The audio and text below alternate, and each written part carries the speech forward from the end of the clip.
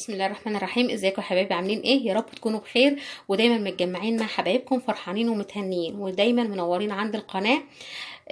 ودايما يا رب بشوفكم بخير وسعادة، ودايما يا رب موجودين عندي بتدعموني وتشجعوني بلايكاتكم الحلوة وتعليقاتكم الجميلة اللي زي قلوبكم الجميلة. بحبكم قوي قوي، ربنا ما يحرمنيش منكم ابدا، ويا رب سنة سعيدة علينا كلنا يا رب، ويكون ربنا رفع عننا الوباء ده، وان شاء الله تكون سنة خالية من الهموم وخالية من الاوجاع، ويكون ربنا ان شاء الله كاتب لنا فيها الخير لينا وليكم اجمعين. بحب اشكر كل الناس اللي بتدعمني بتعليقاتها ولايكاتها الحلوه، واي حد لسه اول مره يشوفني يا ريت تشترك في القناه وتفعل الجرس، واحب اشوفك عندي، واحب ان انت تنورني في قناتي المتواضعه اللي هتكبر بيكم ان شاء الله. بما اننا احنا طبعا في موسم البسله، وحتى البسله كمان السنه دي رخيصه جدا، يعني انا جايبه الكيلو ب5 جنيه، بس انا طبعا جايباه طازه لسه جاي من الغيط، شارياه من حد يعني زرعه. بصراحه كانت جميله قوي. البسله دول 5 كيلو، انا فصصتهم وغسلتهم وحطيت عليهم كيلو جزر متقطع زي ما انتوا شايفين كده. هو ده روتيني في تخزين الخضار. بصراحة الطريقة دي طريقتي المعتمدة في التخزين، طريقة حلوة قوي قوي. الخضار بيقعد عندي اكتر من سنة، بيبقى زي الفل، ريحته حلوة وجميل جدا، وكمان بيبقى حلو قوي قوي في الطبيخ، ما بيبقاش عامل اي ريحة مش مستحبة، وبيبقى كمان شكله جميل قوي. يلا نشوف احنا هنعمله ازاي. طبعا ده فيديو خفيف مش محتاج اي وقت خالص. يلا نشوف احنا هنعملها ازاي. طبعا البسلة انا فصصتها وغسلتها وعملت الجزر، جرشته كده وقطعته زي ما انتوا شايفين، ودلوقتي هنشوف احنا هنعمل فيها ايه. يلا بينا. في حلة على النار انا حطيت حلة وحطيت فيها يدوب معلقة زيت واحدة، واول ما هتسخن هنزل فيها بالبسلة بتاعتي عشان اشوحها. انا بحبها كده بصراحة. الطريقة دي في التخزين جميلة جدا. انا جربت كل حاجة يا جماعة في التخزين، انا جربت يا جماعه كل طرق التخزين اللي انتوا تعرفوها. بمعنى انا جربت ان انا افصص البسله كده واحط عليها الجزر واحطها في الاكياس وادخلها الفريزر من غير اي حاجه. دي الطريقه دي جربتها ما عجبتنيش. جربت برضو ان انا احطها كده في ميه بتغلي بشويه ملح، مجرد غلوه واحده، واول ما تغلي بنزلها، وبعد لما بتبرد اخزنها برضو، بحطها في الاكياس واخزنها في الفريزر، وبرضو ما عجبتنيش. لكن الطريقه دي بصراحه اجمل طريقه انا خزنت بيها البسله.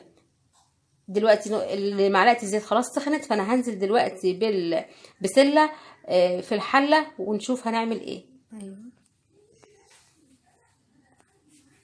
خلاص يا جماعه، هنزل دلوقتي بالبسله بتاعتي في الحله.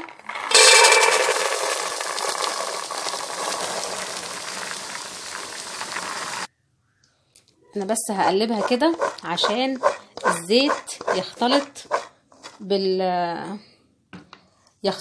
بالبسله بتاعتي. هغطي عليها بقى النار وهدي عليها بالظبط 5 دقايق.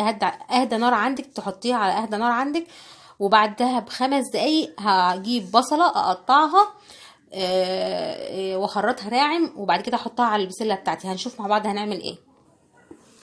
خلاص يا حبايبي، انا سدها دلوقتي يا دوب بالظبط حوالي 5 دقايق، وعندي البصله اهي انا خرطتها اهو. هنزل عليها كده على البسله بتاعتي زي ما انتم شايفين،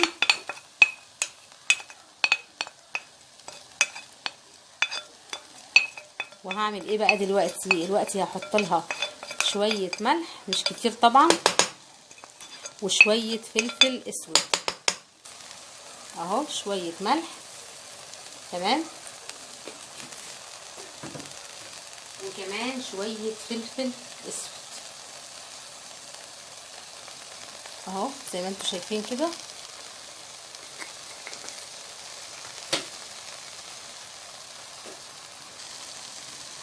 خلاص هغطي عليها بقى. انا دلوقتي برضو هسيبها دقيقتين وبعدين هقلبها. خلاص يا حبايبي، انا غطيت عليها دلوقتي حوالي 5 دقايق. هبتدي بقى اقلب كده البصل والملح والفلفل الاسود، هبتدي اقلبهم هقلب بقى كده بالحل افضل، اضمن ان هو يتقلب معايا كويس. خلاص شايفين انا قلبت دلوقتي البصل كويس مع الجزر والبسله بتاعتي. هغطي عليه برضو النار واسيبه كمان 5 دقايق وبعد كده هطفي عليه. خلاص يا حبايبي انا دلوقتي غطيت عليها لمده 5 دقايق بالظبط بعد ما حطيت البصل وقلبته كويس تمام. خلاص انا كده هطفي عليها دلوقتي وهغطي عليها وهسيبها تبرد خالص خالص تماما، وهسيبها تبرد خالص في الحله بتاعتي، وبعد كده احطها في الاكياس اللي هخزن فيها. طبعا على حسب احتياجي، بشوف انا وعيلتي بنحتاج قد ايه وهخزن كميات على قد المره اللي انا محتاجاها، عشان لما اطلع الكيس بتاعي من الفريزر ابقى عارفه ان انا هحتاج الكميه دي ومش هحتاج لا اقل من كده ولا اكتر من كده. بس هي دي طريقتي المعتمدة في تخزين البسلة، جربوها اقسم بالله هتنسوا اي طريقة تانية انتوا خزنتوا بيها وما خدش مني اي وقت. ولما باجي اطلعها علشان اطبخها مش بتاخد مني وقت كمان في الطبيخ لانها اصلا نص سوا. خلاص يا جماعه انا طبعا طفيت عليها وسبتها لما بردت خالص خالص، وده شكلها زي ما انتم شايفين ما شاء الله شكلها حلو قوي. انا دلوقتي بقى هحطها هكيسها في الاكياس اللي هتدخل الفريزر. طبعا هعمل كل كيس حسب احتياجي للمره الواحده او للطبخه الواحده. هكيسهم ونشوف احنا هنكمل مع بعض ازاي. خلاص يا حبيبي انا دلوقتي كيستهم اهوت على حسب استخدامي. هطلع بقى الهواء من الاكياس دي وادخله على الفريزر على طول. والله يا جماعه الطريقه دي في تخزين البسله واللوبيا والكوسه وحاجات كتير قوي حلوه جدا جدا جدا ممتازه. لو جربتوا الطريقه دي في التخزين هتنسوا اي طريقه انتوا خزنتوا بيها قبل كده. والحاجات الخضار بيقعد في الفريزر اكتر من سنه ما بيجرالوش اي حاجه. اتمنى لو الفيديو عجبكم تعملوا لايك شير سبسكرايب. باي باي.